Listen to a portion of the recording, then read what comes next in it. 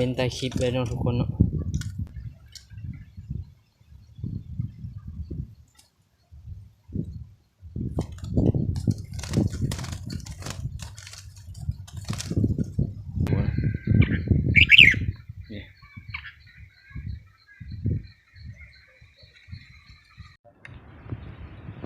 สบายดีเด้อ FC มาทุกคนเนาะ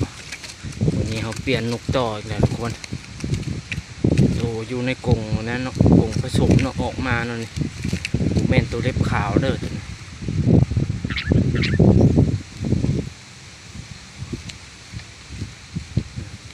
นี่ตัวเล็บขาวอยู่นี่ตัวเล็บขาวนะ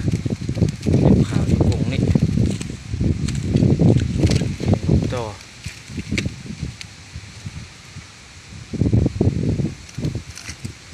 ตัวเล็บขาวมันก็ห้องดีแต่ว่ามันเพื่อมันแห่เองเนาะมันแห่เองแห่พิลึกกันนะเอาเลยเอาตัวยุกงใหญ่ออกมาเนาะ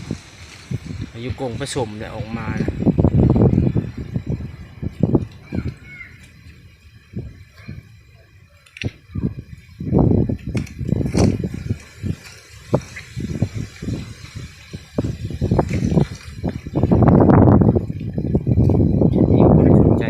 แป้งออกใส่ตัวขาว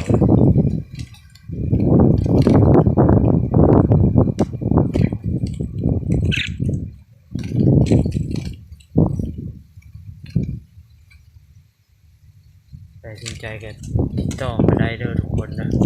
เล็บขาวเลย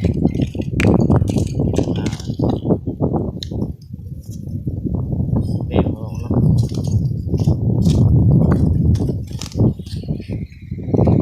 แป้งออกเล็บขาวมันแห่ฮึกนะนี่อะไรมันบอก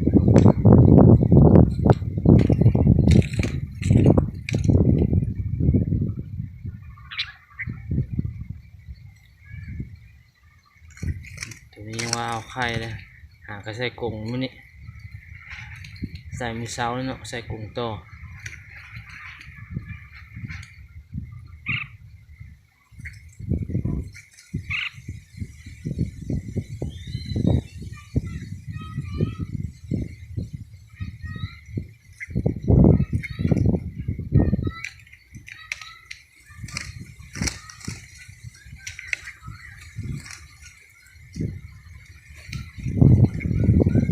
ห้องดีเราไล่มันออกมา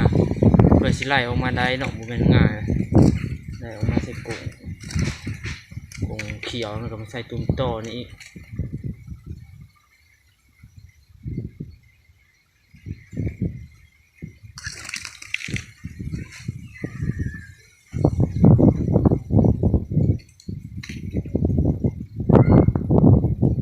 อันนั้นเป็นนะมันอ้อยนกใหญ่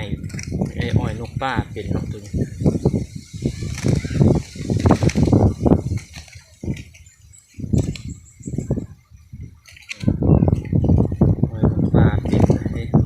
เห็นนกตัวเล็บขาวนี่ตัวเอาไปเกาะใส่เกลือมันห้องใส่เลย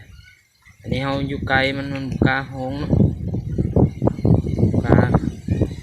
มันยังยานอยู่เด้มันยานคน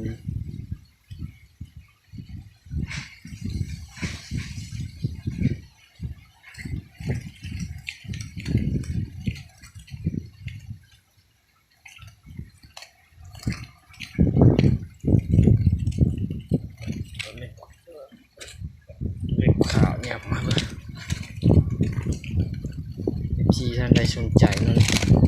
เป็นข่าว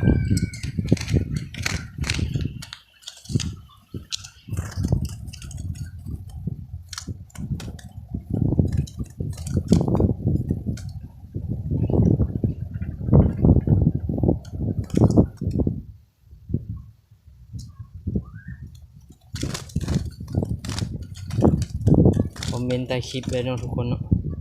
มันห้องดีนะแต่ว่าเล็บขาวนะแต่มันยังแห้ง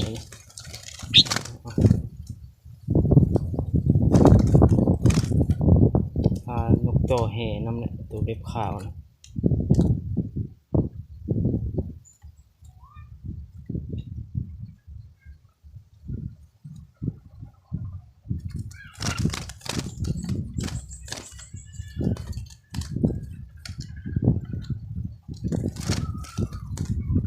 FC ว่ามานะ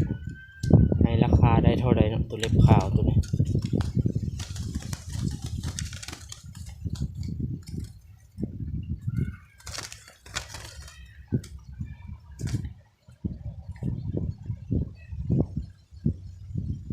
เล็บขาว2เบื้องเนาะเบื้องหน้าขาวเล็บ1เบื้องหลังขาวเล็บ1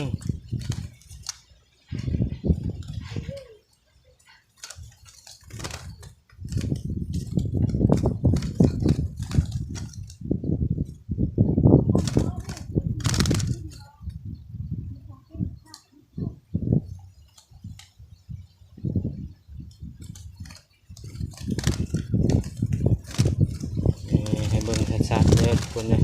สิไล่มันลงยับไม้ก่อนนี่ฉันมักกระจัดเด้อทุกคน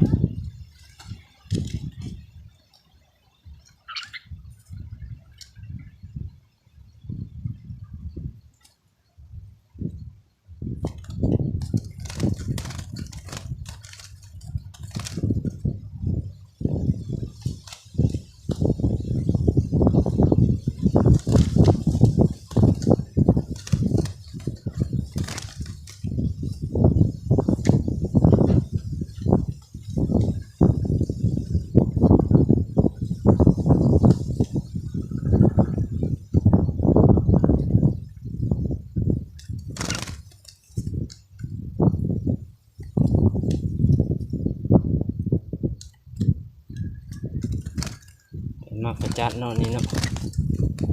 แบ่งออกเด้อช่วงนี้ก็บ่ได้โตเนาะลมแห้งพุ่นมื้อนี้ก็ยังแห้งแต่ว่ามีแดดออกอีก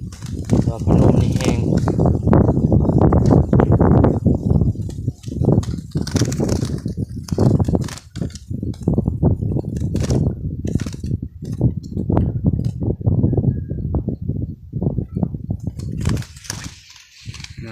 ยัง3ตัวอยู่ข้างหลังบ้านเนาะทั้งหมดมี5ตัวนกนกต่อมันนั้นตายแล้วเอามากล้วยหอมใส่ทั้งหมดเขาจืดไว้กลางคืนนอกซับคืนเช้ามาหมดเต็ม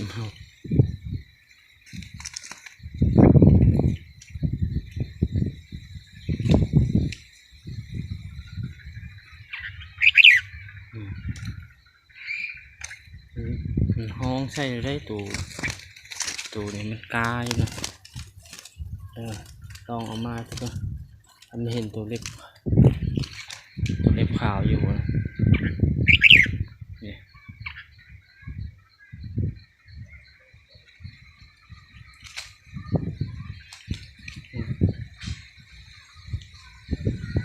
ได้เรื่องอยู่นะมันเห็นนกตัวเล็บขาวมันคู่เนาะ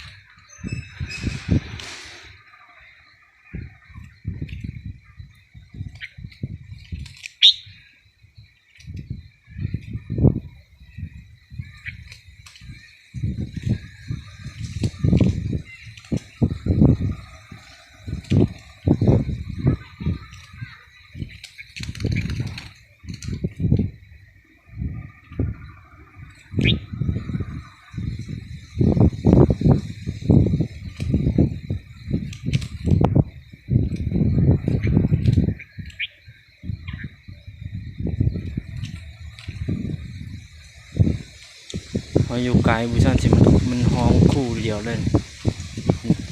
ห้องใส่เลยนี่มันยังบุลืงเฮาเนาะหากระจับยัดใส่กงต่อมื้อนี้สิ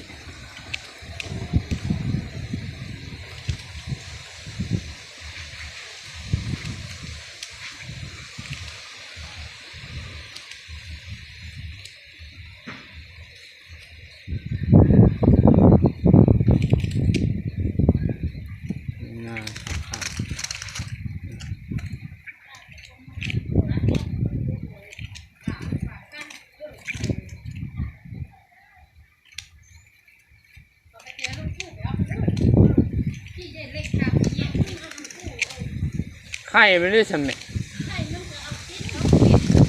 มันเงาใช่บ่ครับผู้เช้านี่ก็คือว่าเห็นภูมิอยู่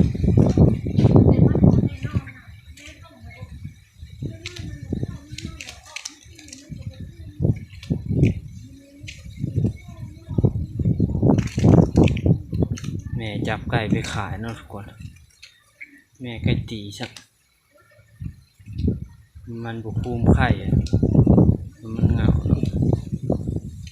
เอาโอเคเด้อทุกคนคลิปนี้ก็ไปมั่งเนาะตัวเล็บขาวน้องแป้งสนใจเนาะต่อมาได้เด้อเล็บขาว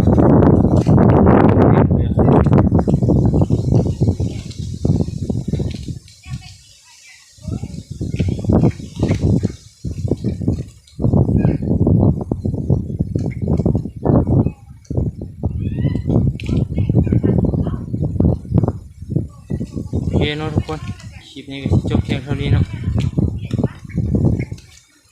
ไปมากก็ติดต่อมาได้เลยเล็บขาวต้องการแบ่งออก